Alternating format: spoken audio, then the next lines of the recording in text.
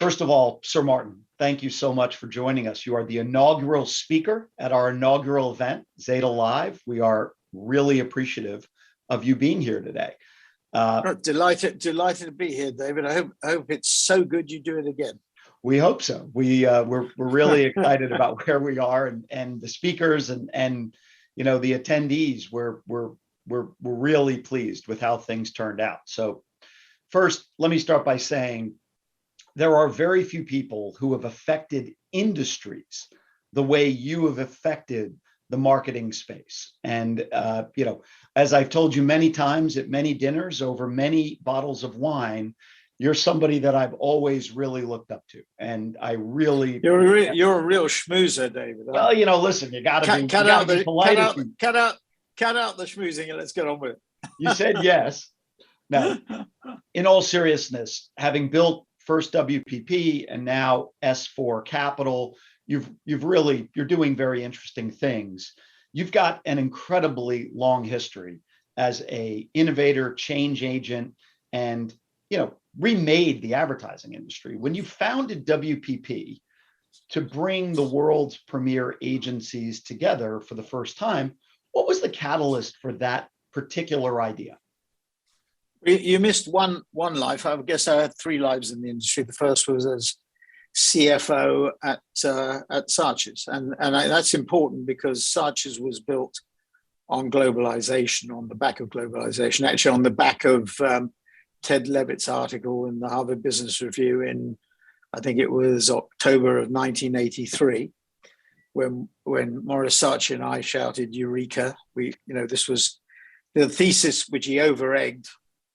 As he said later, he over-egged it, was that consumers would consume everything in the same way everywhere, which of course they didn't, but generally the drift was that way. So that was the first sort of life. And the second life was WPP, which was a continuation of globalization, but then also in the mid-90s, the beginning of the internet, and the impact that would have, digitization or digital transformation, that the impact that would have on the industry. And S4 is really just purely about growth and therefore digital, or digital and therefore growth, because the market dynamics have sort of shifted a little bit. When I started at Saatchi's and at WPP, I think investors in the listed sector, which Zeta now is a part, investors looked at, they probably equally weighted top line growth with margin growth. It's slightly different nowadays. I think institutional investors probably apportion more importance, maybe it's 60-40 or 2/3, 1/3, something like that, to top line growth versus margin growth. In fact, there was an interesting piece of research just last week by Goldman, which seemed to indicate that you got twice the impact for every 1% of top line growth versus 1% margin growth. So each life, the three lives, not 9 lives, but 3 lives, were sort of slightly different. You're still young. There might be 6 left. Yeah. I mean, who knows that? But both, there were 2 trends really, one around globalization and one around digital transformation or the growth of technology. Well, once again, sorry to miss the Saatchi. Very important point, obviously. When you think about digital first, it's very intuitive today, and sort of, I think a lot of people look at that. I read that Goldman piece, and I've said among friends, I've never seen a time in my 30-year history of running companies, I know you've been doing it longer than I, where growth has been more valued and more at a premium. Have you ever seen a time where growth was at such a premium? Well, I think there have been times. I mean, if you go back, all the booms that we've seen, I mean, you're too young to remember this, but the internet boom of 2001-2, was driven very strongly by top line growth. So there have been sort of short times where, or maybe not so short times, there've been times when a premium has been put on top line growth, and you have to get the balance right. You can't have one without the other, really. But certainly the ad holdcos, and I tried to run WPP for just over 33 years. And in the last year, 2016 was our best year ever. And 2017, we started to struggle, and the holding companies have struggled for many years thereafter. 2018, 19, 20, 21. I know they make a lot of noise about, brilliant Q2s in 21 and Q3s, but the issue is, what did they do in 2020? It's all very well saying you had the best Q2 ever in 21 when you had the worst one in Q2 of 2020. So looking at, whether we like it or not, there is no doubt that traditional media are under the gun. There are really two planets or two cities or two parts to our industry. Unfortunately, industry analysts lump it all together. The media industry is probably this year about 650 billion, and there's about 55%, in Google and Facebook and Amazon, despite the fact that they're under the gun in many respects, or certainly Facebook is. They'll add 100 billion out of that 650 billion to digital advertising this year. Google will go from about 180 to 220, Facebook 80 to 115 billion, and Amazon 20 to 35. So you are seeing huge growth, and that is on planet digital, right? And on planet analog, it's much tougher. And is one directly coming from the other? Because what we see at Zeta is linear is moving to digital. Do you think that's dollar for dollar, or is just all the growth in digital? Well, Michael Nathanson, who's a really good analyst in New York, has some really interesting stats on this, and he shows that in the US, advertising has fallen as a proportion of GDP, which is the principal issue for the ad holdcos. Right, has fallen from about 2% to 1%, and he forecasts that over the next 5 years, and started to rise recently, and is forecasting over the next 5 years it will rise from 1 to 1.75. But none of that growth is going to come from traditional. So Traditional TV, free-to-air networks, radio and magazines in their old form, traditional outdoor, are all going to stagnate or decline, whereas that growth from 1 to 1.75 will purely come from digital. And that's what we founded S4 on. Currently, whether it's the digital media market at 650 billion, marketing services at 500, 550, or trade budgets at 800 billion, it's about a $2 trillion addressable market. Then you add on to that whatever figure you put on the digital transformation market. We just entered that with our deal with Zamoga in Colombia. And what we're trying to do is to put together an organization that can bring together digital transformation around the sales, marketing, and IT functions. That addressable market is probably around 4 trillion in total, depending on whose numbers you take or believe. And that's going to grow. It currently, in most of those segments, digital is about 55% currently. It's forecast to grow by 2024 by Michael Nathanson and others to 70%. So we're in a growth spot. It's going to be a growth spot for a number of years. 21 has been a good year. We have our third quarter results on November the 10th.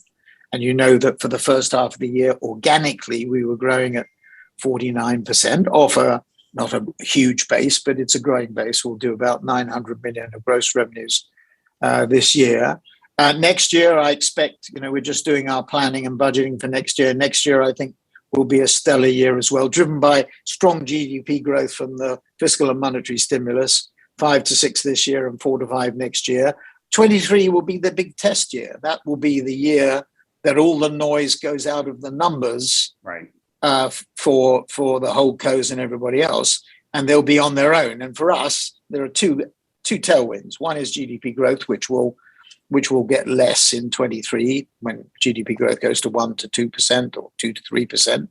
And the other is digital transformation, which actually, ironically, in difficult economic times, as we saw in the pandemic, becomes more and more significant and important. Well, I totally agree, right? Whether you accredit it to Winston Churchill or Machiavelli, right? Never let a good crisis go to waste. I mean, a lot of people have certainly claimed that term, but we saw the largest migration to digital that we've ever seen during COVID. And as you said, a lot of businesses benefited from it. I joke, COVID giveth and COVID taketh away from Zeta, because we have a lot of travel, hospitality, entertainment clients, but we stood up new verticals to help people work from home more effectively, help quick serve restaurants convert from in-restaurant dining to delivery and consumer electronics. Yeah.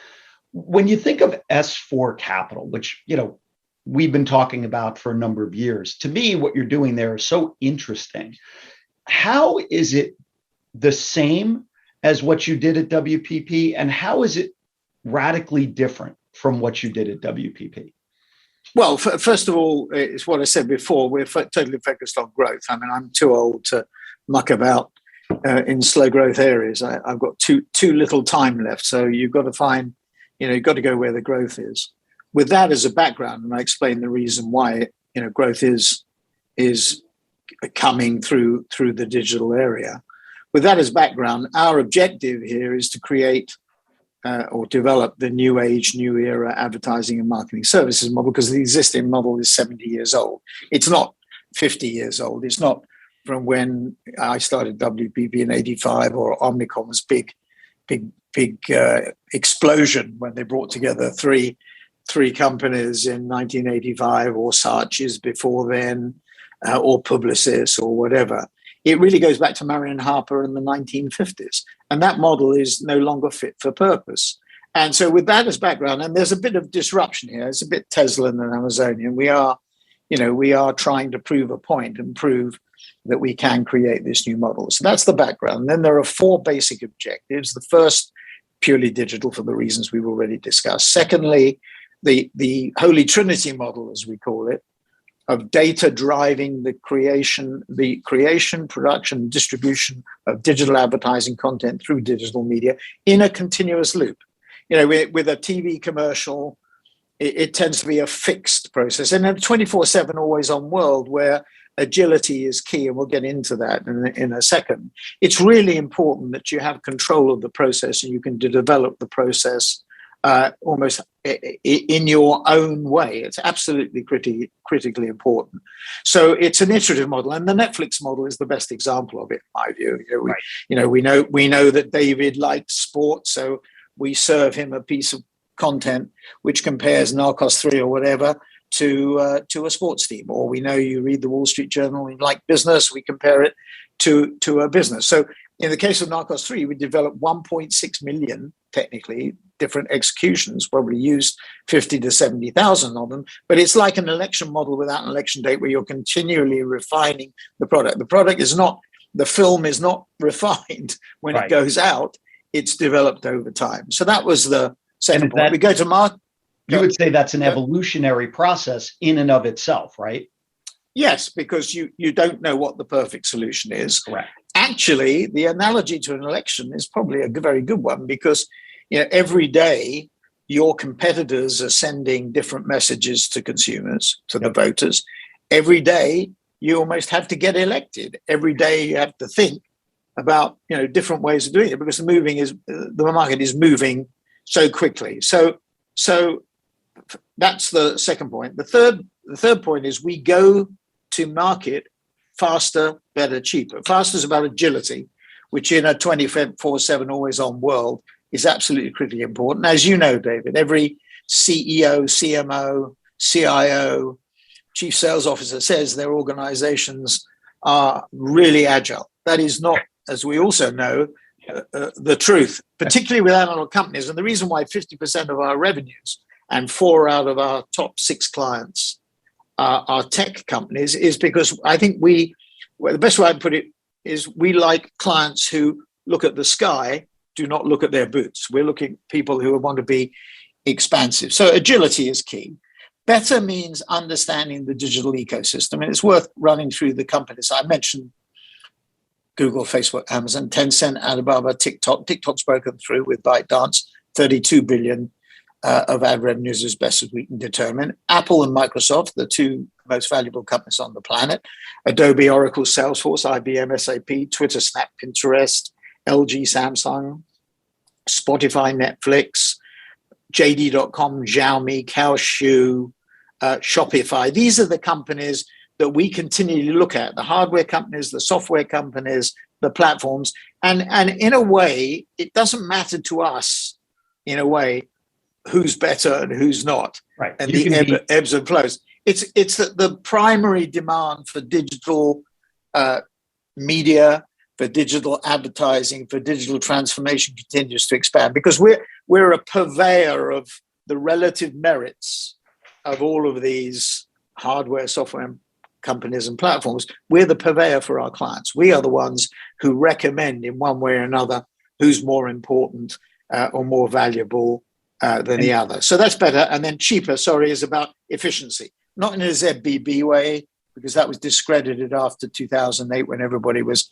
heavily focused on cost, but being efficient. And we are certainly more efficient than the incumbents. I mean, we haven't had time to develop bad habits. And you look at the overhead, which gets loaded into their fees, because all fee negotiations around direct costs, indirects, and then profit. And if your indirects are huge, that loads up your fees. And then the final point, you'll be glad to know, the fourth point is a unitary structure, very different to WPP, which was built on different competitive networks.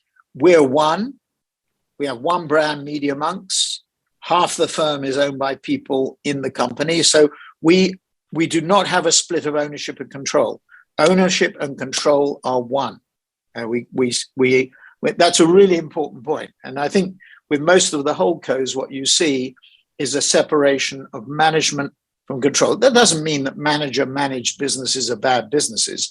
I just think that owner-controlled businesses are much better, much more effective, for the obvious reason. I'll start by saying I totally agree with your last point, is we're the same at Zeta. Right. But a lot to unpack there, Martin, and some really interesting things that I think we could go deeper on. Let me start by saying, you said that you make the recommendation, just like at Zeta, right? We ultimately would say the data makes the recommendation, right? The data, the data knows what platform is best addressed for what partner. When you guys, I would say our view would be data informs. There's in the creative process or in the creative industries, there's a sort of great fear of numeracy and numbers. They don't like accountants. They don't like bean counters like me. They want to be nasty about me. They call me an accountant, which I'm not, or a bean counter, or even worse things. But there's a fear of numbers. And I always remember we owned at WPP Millward Brown, and Millward Brown did copy testing. And, you had to get a 7, or 8, or a 9 to get your ads on air. Yep. That was so, and copywriters and art directors didn't like that. So I would say it's not the data knows it. The data can, I put it slightly less violently. And I would say it informs the decision. And, those people who sit in our industry with rose-tinted spectacles and look back to the days of Don Draper, right, and indeed David Ogilvy and Bill Burmerk and others, just can't stand the thought that data might inform that creativity and might make it better. I think it makes, to your point, I think it really makes it much, much better. Well, let me say, it certainly looked like they had a lot of fun back then. I mean, I don't want to they did some things they probably shouldn't have done. If you watch the show, you certainly wouldn't do in today's world, but it looked like fun. The other thing that I find really fascinating about sort of what you're talking about is how much, in your opinion, over the last 30, 40 years that you've been doing this, has the power shifted from corporations to consumers? Because to me, that's an important point as you think about sort of, you used to be able to put a message out to everybody pretty ubiquitously, and they sort of had to buy it because there was no option, right? I mean, there might have been 2 or 3 serial options or 4 or 5. Today, with DTC, with multi-platform, with the ability to outsource manufacturing, distribution, in normal times. Obviously, we're going through a little bit of a distribution and supply chain issue. But how have you seen that power shift in your career? Well, it shifted enormously because technology, well, in a funny way, actually, thinking about your question, you could argue it hasn't shifted at all. David Ogilvy's books on advertising are probably the best books on advertising. And, it is true he sold Arga cookers, but he also worked at Gallup before he started his agency when he was 40 years old. And so he understood the power of data and the importance of it. And if you read his writings about direct marketing, direct mail marketing, as it was known in those days, what he was saying, he was really talking about what's happened. He was talking about personalizing marketing. There's a lot in his books about this. So personalization at scale, whether you describe it in the way you did, which is the consumer becoming more important than corporations. I think the consumer has always been important, but the way you reach the consumer, you now have the power and you have the ability to reach consumers at the right time, in the right place, in the right way. So, our model, the Holy Trinity model, or the best exponent of it, as I said to you, I think is Netflix. That model, and I think a lot of models follow that approach. That model is extremely powerful because you can literally divine when is the best time and the best place and the best way to reach the consumer at the highly relevant time. Well, my problem is my kids use my Netflix account. So I'm always getting shown the wrong thing. I'm like, you have your own accounts. Can't you just use At least yours? you find out what your kids have been Yeah, watching. exactly. The problem is, I think you'll remember, is I have my oldest is 21 and my youngest is 4. So when the 4-year-old is watching, I get a lot of unicorn content that I don't know what to do with, Martin. But when you think about this sort of digital first, data as the influencer, and sort of the holy trinity, though I will point out you had 4 points, not 3, but we'll keep going with that. As you think about that, the Holy Trinity refers to data, content, and digital media. I was just but as you think about that, what's next for the consumer, right? So now we've got the connected home, we've got multiple devices. Consumers are consuming content as they want to, not as we are sort of telling them there's 3 channels, right? There's as many channels as you can count. There are, small screens, mid-sized screens, large screens. There's location-based services. There's geofencing. All of that data is being ingested every moment of every day by companies like Zeta and, your organization. What's next with that? Where do we go from here? Well, there are a couple of things that we've seen recently, and we'll be making some moves We're never going to go into the venture capital business. We would never commit capital to it, but we'll be a vehicle whereby venture capital funds can benefit from our knowledge and insight. And I think that's the critical. Now, a couple of things that we've seen recently that we think are very powerful, some of which affect the consumers directly, some of which indirectly. The first was, I would say, our involvement with Epic, the Epic Games company, and the underlying technology of the Fortnite game, which is the Unreal Engine. It enables us to develop content. So we built a studio in New Delhi, where in Mukesh Ambani's old CNBC TV 18 studio. We took that over and funded a development there. Not huge, but really interesting because we're using the Unreal Engine and its technology to produce first-rate, highest quality content from anywhere around the world. So literally we can use the technology, we could film something in Rio de Janeiro from New Delhi, and we would be able, gives us tremendous flexibility and responsiveness, and the speed and agility that I mentioned before is so necessary. So that's one sort of technology.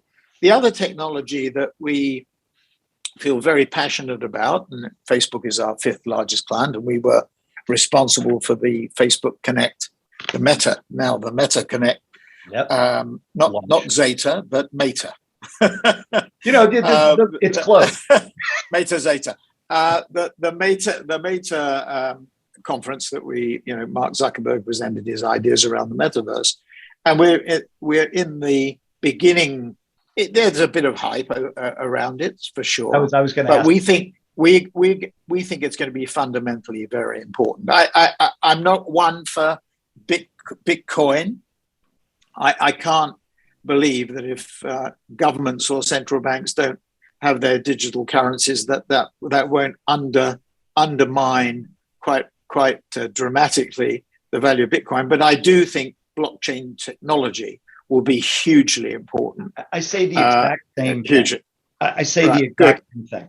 We'll both be wrong. Maybe. I mean, I'm probably not as down on crypto as you are, but what I would say is I believe that the real value coming out of sort of this Web 3.0 is blockchain, the ability to build provenance from beginning to end and understand contracts, transactions. Today, obviously, it's collectibles.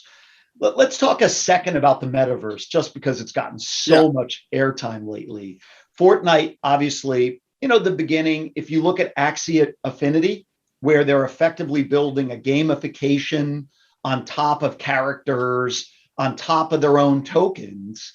How do you think the metaverse affects the world versus some of the hype we're hearing sort of this week in particular, over the last few weeks in particular? Well, if you just look at it on a very raw basis, I mean, I've seen some virtual stores where you can try on clothes, shoes, whatever, with your avatar and order the goods and take delivery of the goods. Now, there are huge opportunities of that kind in e-commerce and social commerce that we will be seeing. I mean, beyond that, I want to just mention, obviously, AI and the lead that the Chinese have in AI is both interesting and, I suppose, to some extent worrying strategically. And that's the reason why Steve Schwarzman, for example, sticks whatever it was, $150 million into MIT to try and build a countervailing force. So I think all these things, David, I mean, I don't know the relative merits. NFTs, I'm not a fan of the expensive ones. But if you think about high volume NFTs at lower values, sort of, I use the baseball card analogy. I think that's really interesting, and there's some really interesting opportunities there. So, look, all these things will impact the consumer. They'll change the way the consumer, the way they educate their kids, the way they buy their financial services, their healthcare services, the way they buy food and essentials. I mean, I think the thing from the pandemic that was most, and this is trite because everybody has said it, it accelerated at three levels: consumer, enterprise, and media. And what's remarkable is once those patterns of behavior have changed, they change permanently. We saw that with SARS in China. It was really interesting. The Chinese consumer started to really roll forward on digital consumption and behavior during SARS when they were cut off, and they never go back again. When old farts like me figure out how to use the financials, their credit cards or whatever it happens to be, their payment systems, you get locked in. So I think the speed of what's happening, I mean, again, it's a trite thing to say, it's motherhood and apple pie. The speed of what's happening is huge. By the way, I appreciate all the U.S. Vernacular, baseball cards, apple pie. That's for a Brit, that's like we have a motherhood and apple pie. I didn't say motherhood. I gave you motherhood. Like that's sort of universal. But before we part, I have two things I really want to touch on. First and foremost, we have a large number of viewers today, thousands, of marketers in particular. Everybody's engaged in 2022 planning right now. Right now, you've got the CMOs of some of the top companies in the world watching us. What should they be thinking about for 2022 as they do their planning for next year, other than obviously everybody should hire S4 and Zeta?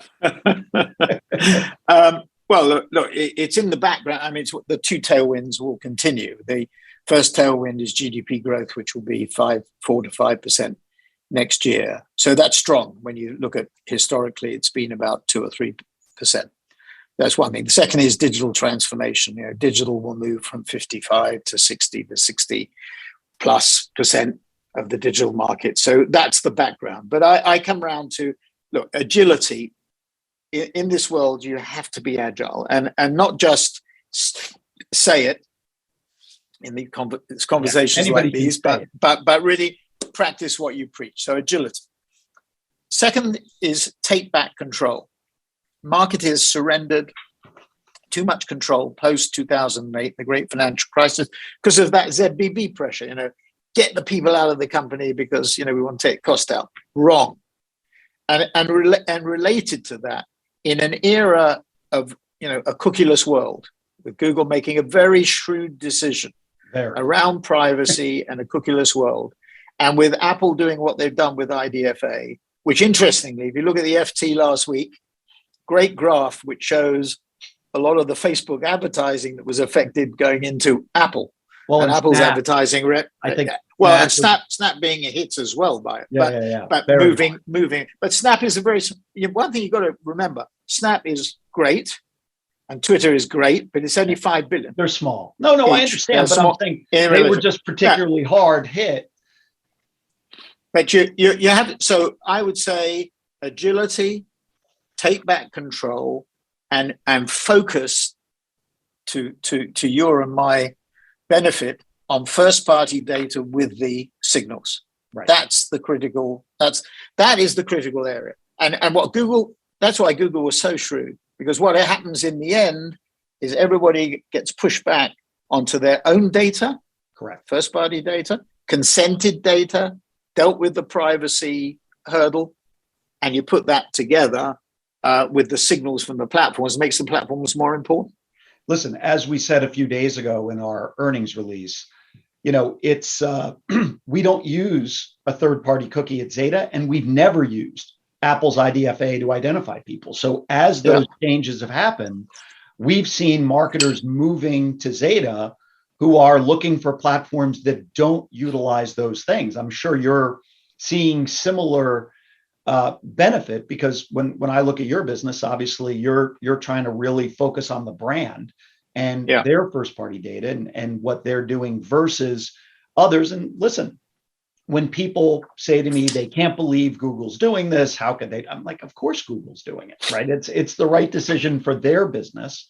It was the right decision for Apple's business, and Amazon is doing a similar thing inside of their own ecosystem, right? So for me, and this is, I guess, a statement and then a question, I don't see how ultimately everything doesn't become digital, right? Because if you look at linear TV, you're buying media alongside of content based on very loose ranges of demographics.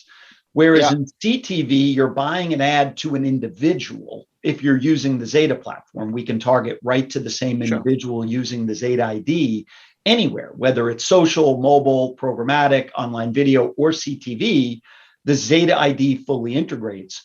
What do you think of CTV and where it's going?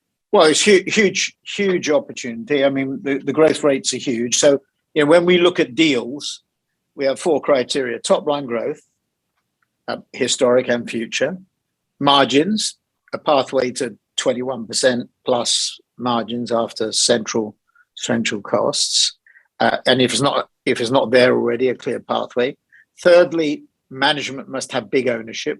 We've seen some private equity deals where we love the management, but they've been squeezed down to virtually nothing.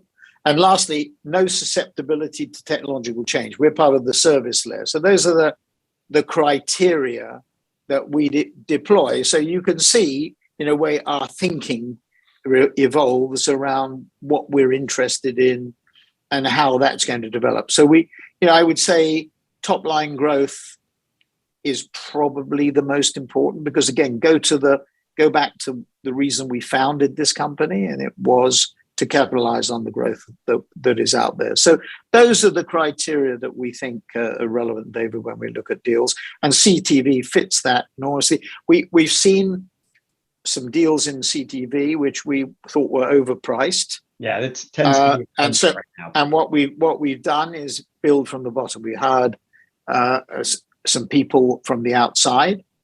We hired some people who know CTV inside out, and we're building the practice organically, and it's really taking off. So, I would applaud what you're doing in that area, and we are seeing colossal growth rates. So we're seeing doubling of the market.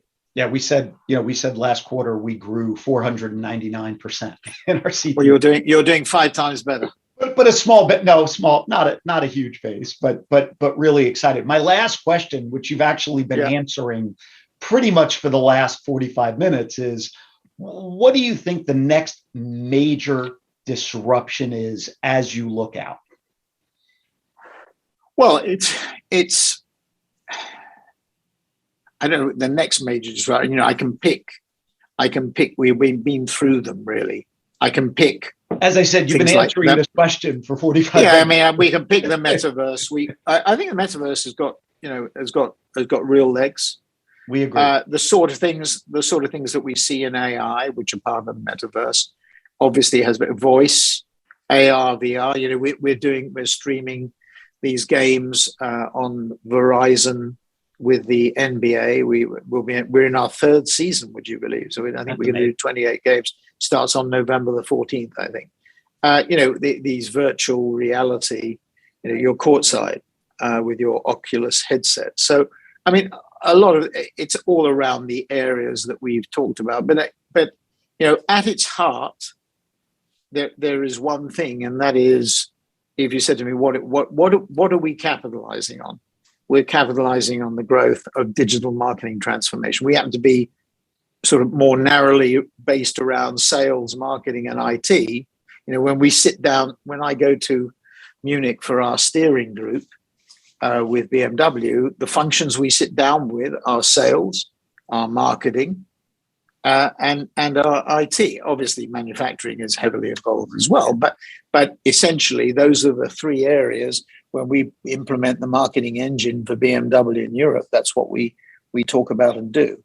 So I think, if you ask me to sum it up, all these things we're talking about are really generated by digital marketing transformation, which will intensify as GDP comes off in 23.